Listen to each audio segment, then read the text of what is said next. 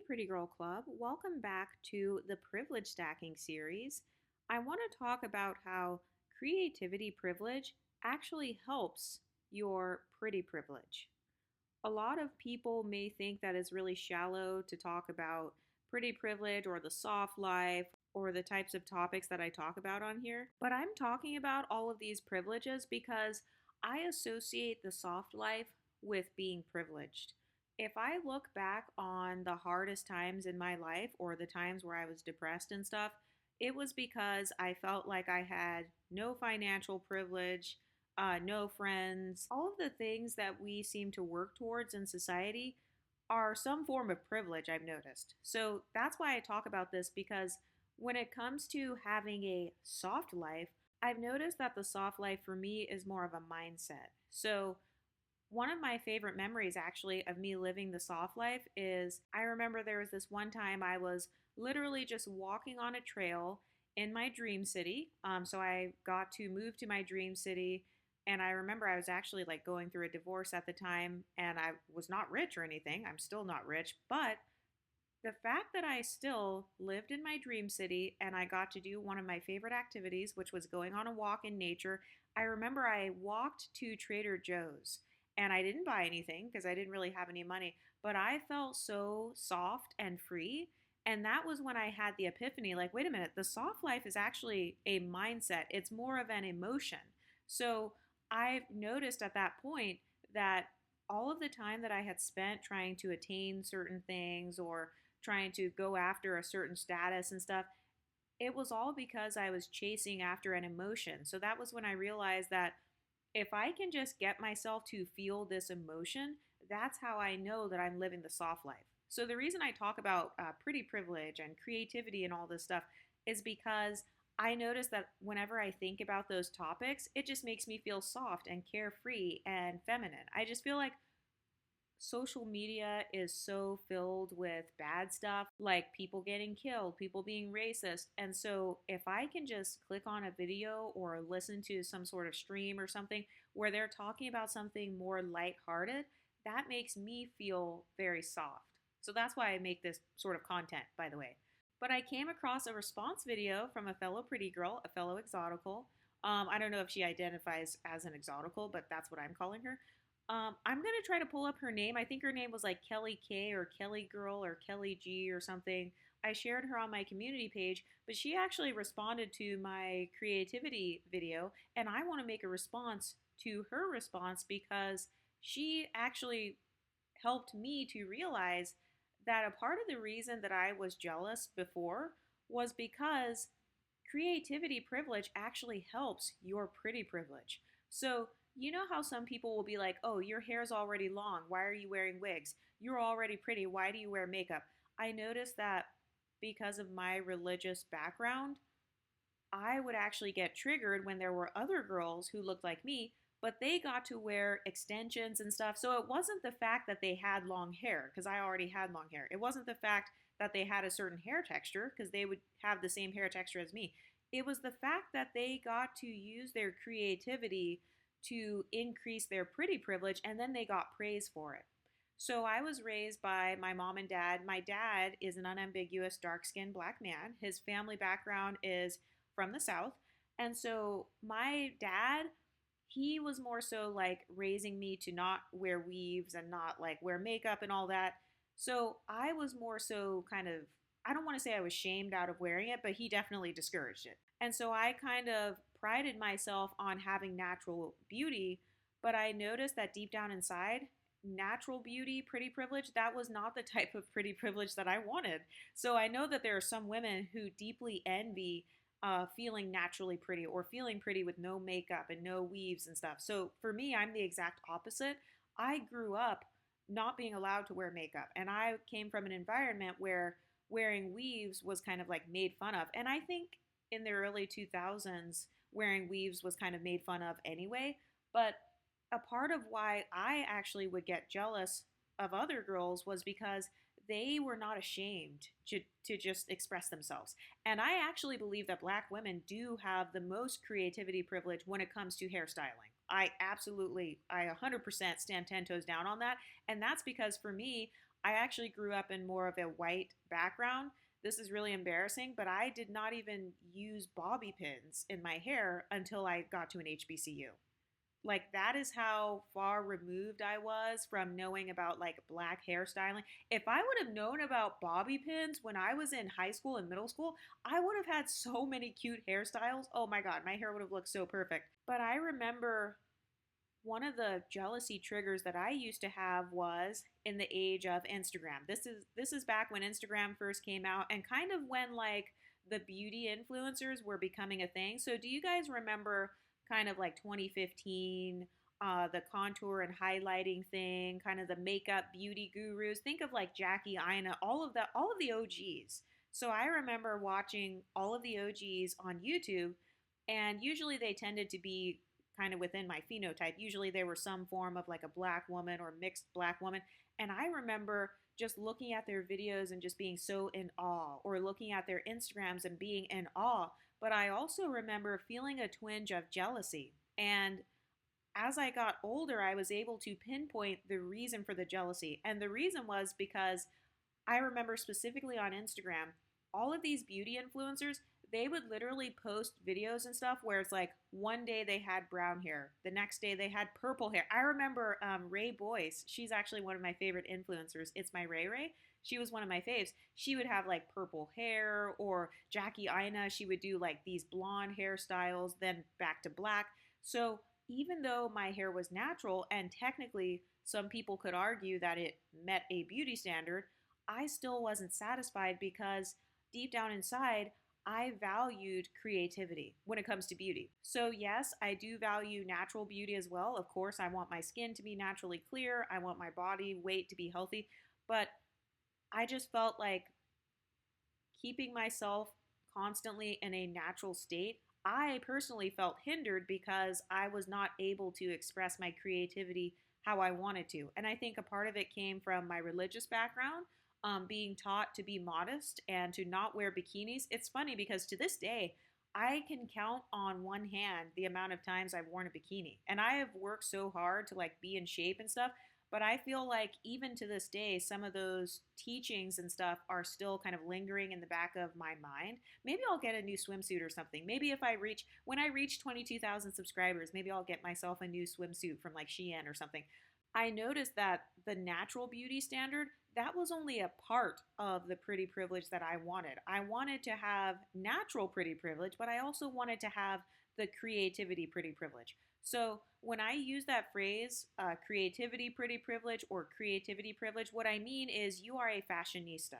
So I'm talking about Stacey Dash and Clueless. I'm talking about Emily in Paris. I'm talking about Gossip Girl. So not only do you have some natural beauty, but you also know how to put different clothing items together, and you know how to make it look expensive. You know how to make your own shampoos and conditioners. I remember I actually grew my hair when I was in college.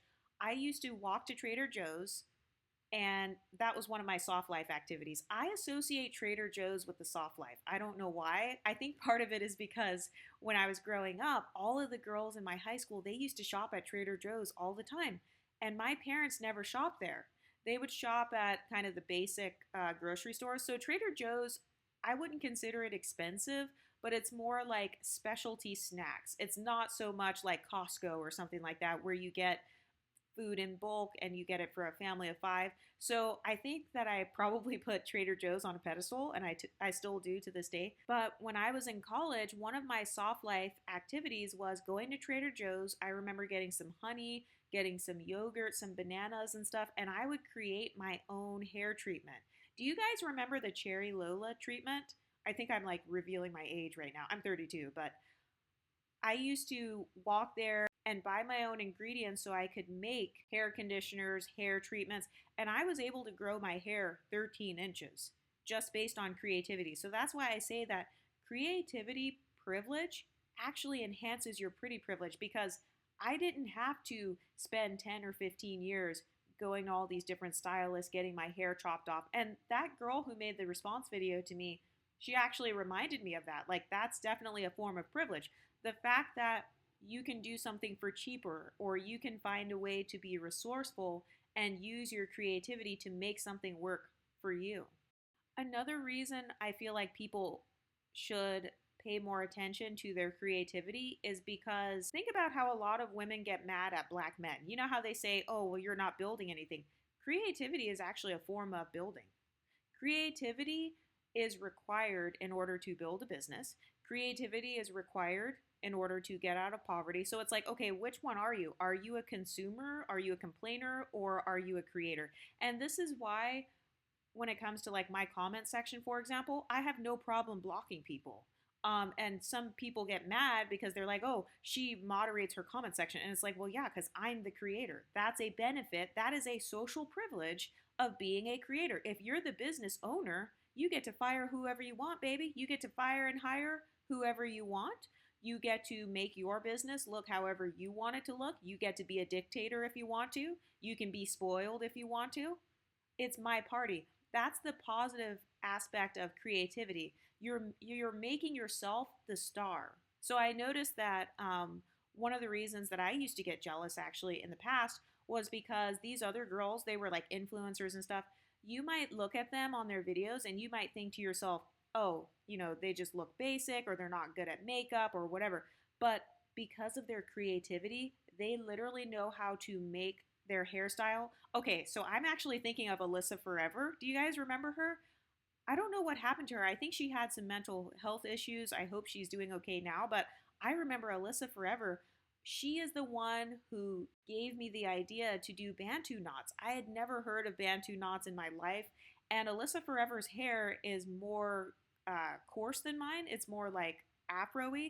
So when I saw her transform her hair from this afro to like these bantu knots, and then she had the highlights, I think she put like lipstick on or something. She used to have the best hairstyle. I used to watch her videos for like all of my hairstyles. I was so amazed by the creativity. Her creativity privilege actually helped her pretty privilege. It helped her to express her beauty in different ways. And it wasn't just the bantu knots. I remember one time she did a hairstyle with like a high bun, then she did fake bangs. And I used to get so many ideas from watching all these influencers like, wow, she knows how to do like 25 different hairstyles and all of them look pretty. When I was a teenager, I knew how to do maybe two or three hairstyles, like, okay, down and straight, maybe in a ponytail, and that's pretty much it. Either it's down and straight or it's in a low ponytail. So, a lot of women grossly underestimate creativity privilege.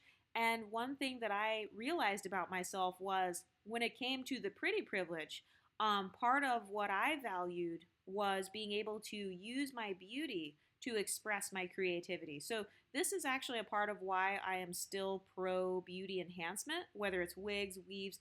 And I've already told my friends when it comes to wigs, my hair is already long. But I already told my boyfriend and my whole family, I'm like, yeah, no matter how long my hair gets, I'm still going to wear extensions because creativity is a part of how I like to express my beauty. So if I want my hair to be black today, I'm probably going to get highlights or something, maybe like a wig with highlights for the fall. I'm so excited. Oh my God.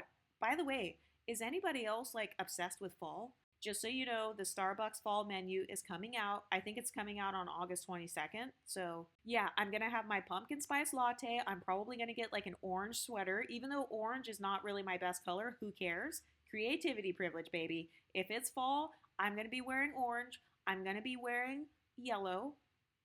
You know that deep mustard yellow color? Like I'm going to be wearing that. So, I noticed that the creativity side of beauty, that is a part of what used to make me excited. And when I look back on my teenage years, I think my parents, they had good intentions. I love my parents. They raised me in a very strong Christian background. And so they really did teach me that beauty is not important. Beauty is not everything. You shouldn't be shallow and you can't wear makeup. You shouldn't be focusing on makeup. You should be focusing on your education. And I appreciate them for teaching me that. But a part of what would make me excited was the creativity side. So, for example, hey, fall is coming up. Oh my gosh, I just thought of the entire fall color palette. I get to wear orange and yellows and red. Maybe I'll get some little boots or something, like some little ankle booties. So I noticed that creativity privilege enhanced my view of my own beauty because I got to add items into my life. And I know that part of this may have to do with like consumerism and stuff, but even if you don't want to spend money, like you could still figure out something in your own closet that really shows off your skin tone, or figuring out a hairstyle that really looks good on you. I also noticed that creativity, it makes me excited about life. So when somebody says, "Hey, fall is coming up. It's already August, September's coming up." I automatically start thinking, "Okay, how am I going to decorate my apartment? How am I going to do my wardrobe for the fall? How am I going to do a fall hairstyle?" So there's an aspect to creativity that causes me to kind of look forward to the future instead of, "Oh crap, I'm in survival mode. Oh, great, I have to go to work another day." So the concept of being creative, it doesn't just have to do with art. I think that for me, it has to do with being free and emotionally expressing myself. Part of why I talk about beauty standards on here and being your own beauty standard is because I believe you can actually express your emotions through your own beauty. I've never heard anybody say that. And I feel like you can, because if I'm feeling grungy and sad, like think about why you wear black to a funeral. You're mourning, right? You're sad. And then people wear white to a wedding, or they wear bright colors when they're going out to a picnic. It's a form of emotional expression. And so the reason that I really think creativity is a part of pretty privilege is because I'm using myself as my own muse. I'm able to express my emotions with my beauty. So even if I don't look like some sort of Hollywood person, if I'm feeling bright and cheerful, I can express that by wearing a red lipstick. I can express that by wearing pastel. I've really been into pastels lately. So I can express my mood by wearing a pastel colored shirt. All of that is a part of creativity. I also noticed that being creative when it comes to like my wardrobe, for example, that actually inspires me to keep pushing forward. So let's say I really want to lose weight, or I want to like get a six pack or something, but I'm feeling lazy.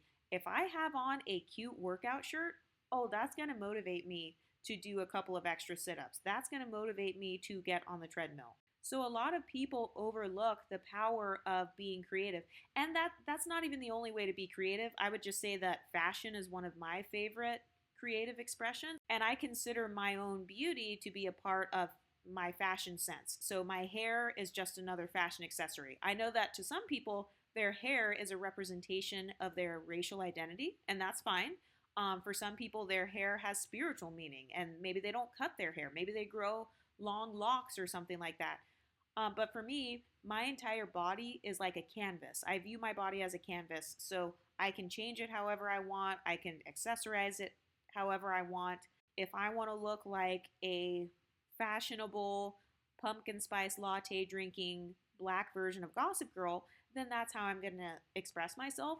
So that's why I say that creativity privilege actually enhances your pretty privilege. And I was actually thinking about that today. Like when I think of the girls that I was jealous of or triggered by, it wasn't necessarily just the beauty aspect. It was more so how they expressed their beauty. It was the fact that they could put on makeup and look like a supermodel, whereas I would put on makeup and sometimes look like a clown because I didn't know how to express myself yet in that way. I didn't know how to creatively blend the colors to look good with my skin tone. I didn't know how to blend the eyeshadows so that it really enhances my eye. I didn't know how to smudge my own eyeliner so that it enhances my eye shape.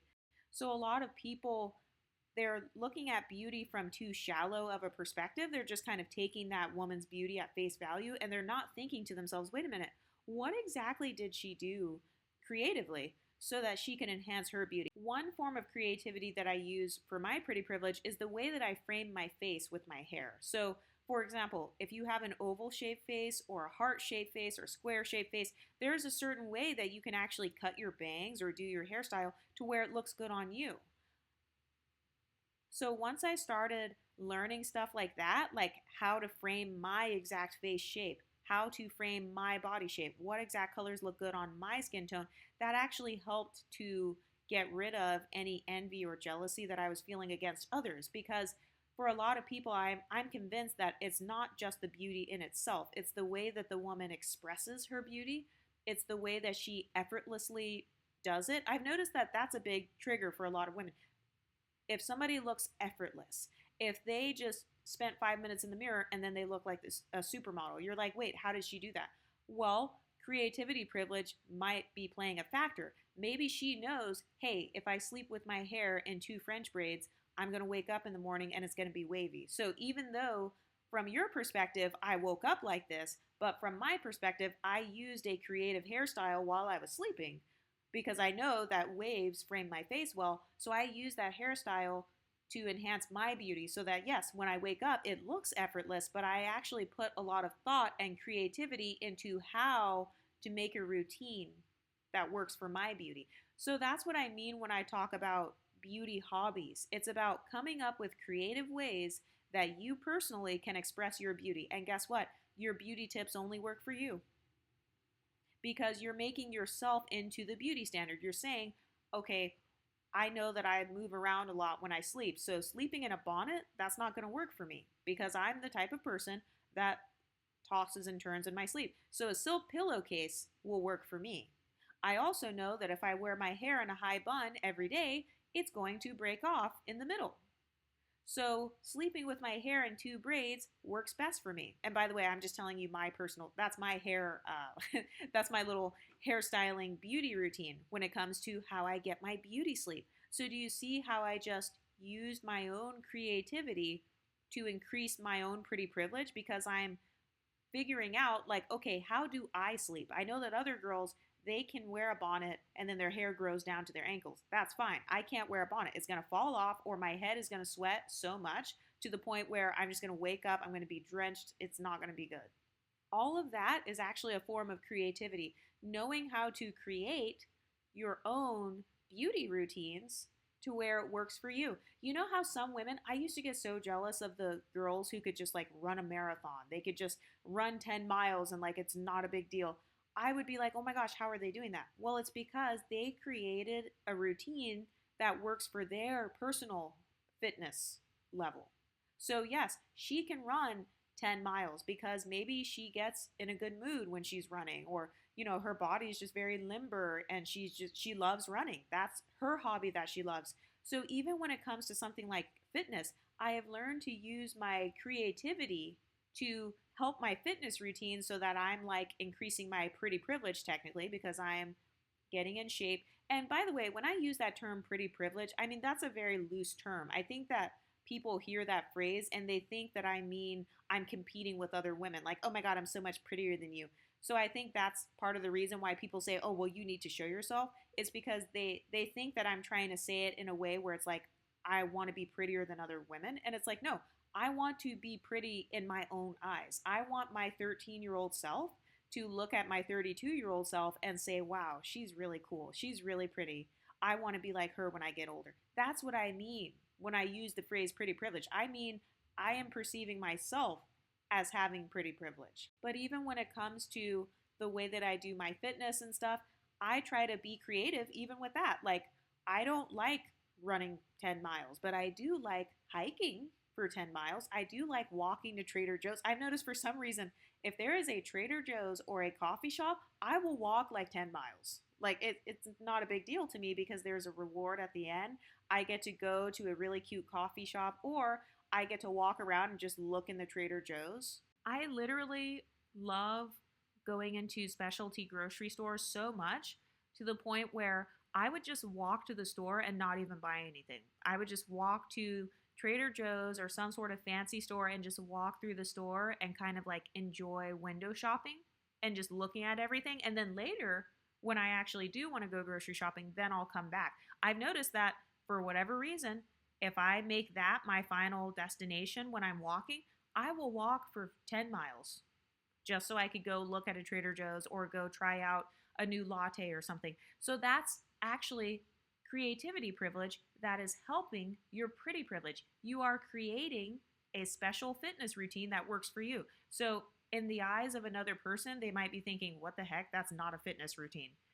And it's like, well, it is for me because it motivates me. Another thing I've noticed is if I'm wearing casual clothing, like sometimes I've done a routine where I won't even be wearing exercise clothes. I will purposely wear like some yoga pants or something where it's not meant to walk a long distance, but I will walk for a long time because I associate walking down the street in casual clothing. I just associate that with walking, like I'm just walking somewhere. So I'm not thinking, oh my God, I have to walk 10 miles. Oh my gosh, I'm going to get so tired and pass out. No, I'm just thinking to myself, oh, I'm just walking in my cute outfit. So do you see how I just used creativity to kind of motivate myself to improve my fitness? So that is technically using creativity privilege to enhance pretty privilege. A lot of women seem to have this monolithic view of how to be beautiful or how to perceive yourself as beautiful. And it's like, no, there are so many different ways that women find their own beauty. Some women find their beauty by going natural. Some women find their beauty by wearing a wig or wearing extensions. Like in my case, a part of how I appreciated my beauty even more was when I wore some wigs that had different hair colors. I'm just being honest, because it helped me to appreciate my complexion even more. And when it comes to skin tone and complexion, I've noticed that some women who have darker skin tones, I've noticed sometimes it's almost like they could be stereotyping women who have light skin tones as if we have never had insecurities about our complexions. No, I've had insecurities about my own complexion as well. So part of how I actually appreciated my skin tone even more was by wearing different extensions of different colors. I'm just being honest. I don't want to dye my hair different colors because my hair is already fine. So I don't want to start dyeing it.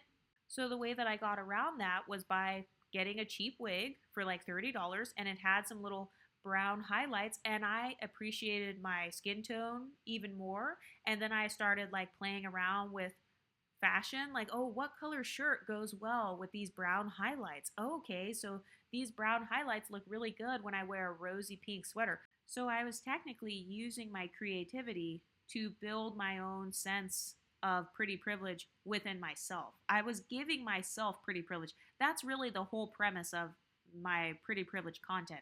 It's about starting off giving yourself the pretty privilege, and then from there, you can work on the whole social climbing aspect and like other people appreciating your beauty. Another thing I've realized is that being creative with the way you decorate your apartment, like your room and your kitchen and all that, buying myself flowers, believe it or not, that actually increased my sense of pretty privilege because I felt pretty by getting myself flowers instead of waiting for some guy to buy me flowers. I also felt pretty by walking into my bedroom, and my bedroom is clean and I have like pink blankets and everything's all fuzzy and I have cute pillows. That actually made me feel pretty on the inside. So that is still using creativity to build your pretty privilege. Also, having a clean environment that's like nice and looks exactly how you want it to look, that is kind of building your self-esteem, or at least that's how I felt when I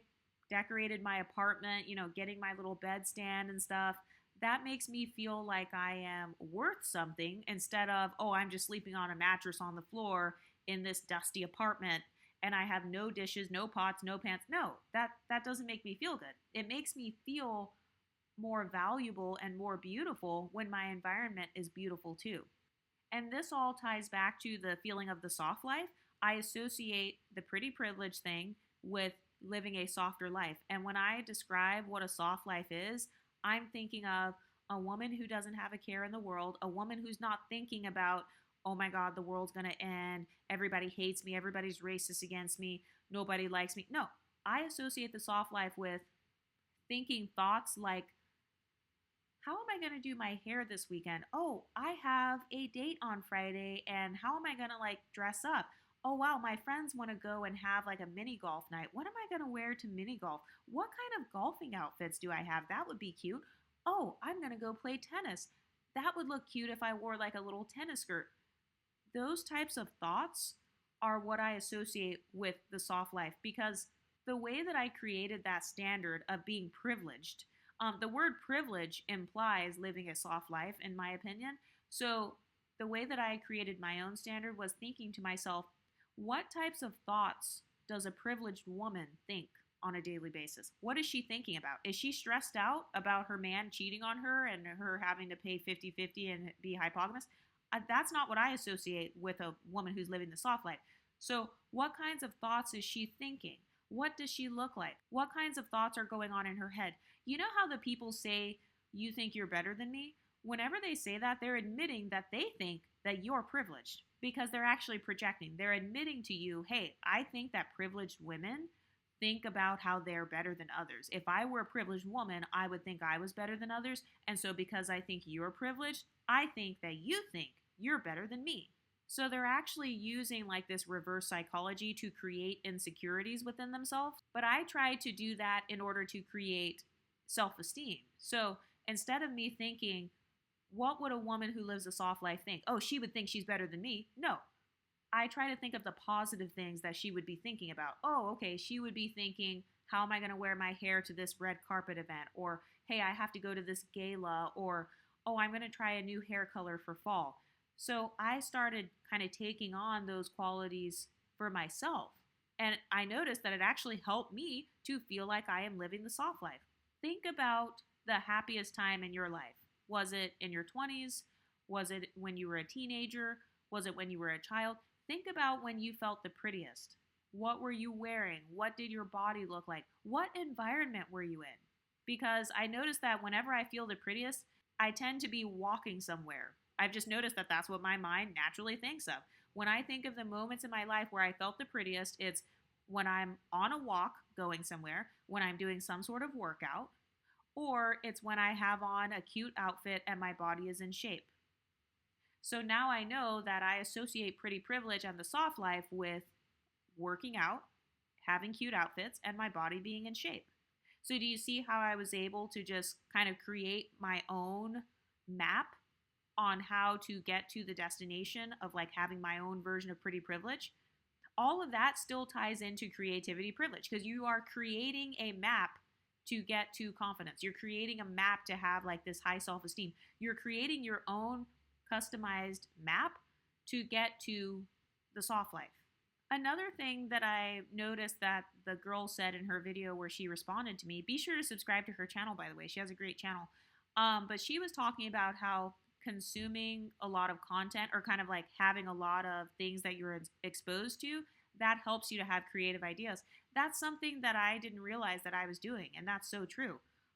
Exposing myself to a variety of different environments, that always increases my creativity. So you know how some people are like, oh, I want to be pretty, but I don't know where to begin. I don't know how to dress. I don't know my skin tone. I don't know my hair texture. I don't know my eye shape. I don't know anything. Okay, so you can just start off watching other people who somewhat look like you and then kind of think to yourself, okay, what are their eye shapes? Or like, does their body type look similar to mine? Does their skin tone look similar to mine? It's so funny. It actually took me, I literally just figured out all of my colors and everything recently. So I already knew that I had neutral undertones. I know that I'm a soft summer. But lately I've been getting into those videos where they talk about styling. You know how they have the people that do the color theory, like it's their professional job? So I just figured out that I'm like a soft summer with soft features and that I'm a kibby soft dramatic, I think.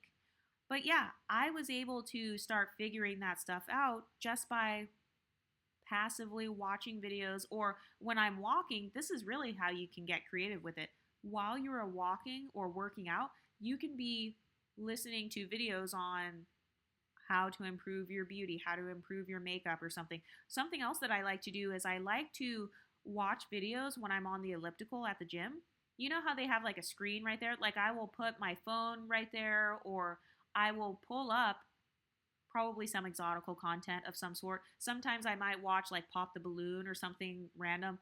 I was thinking of watching Emily in Paris. I don't usually watch TV, but I will put something on while I'm doing my elliptical because that is a creative way to keep myself engaged while I am on my pretty privileged journey. So instead of me getting on the elliptical with a bad attitude and listening to music repetitively, which I don't really like doing, I figured out a creative way to keep myself inspired and to keep myself going.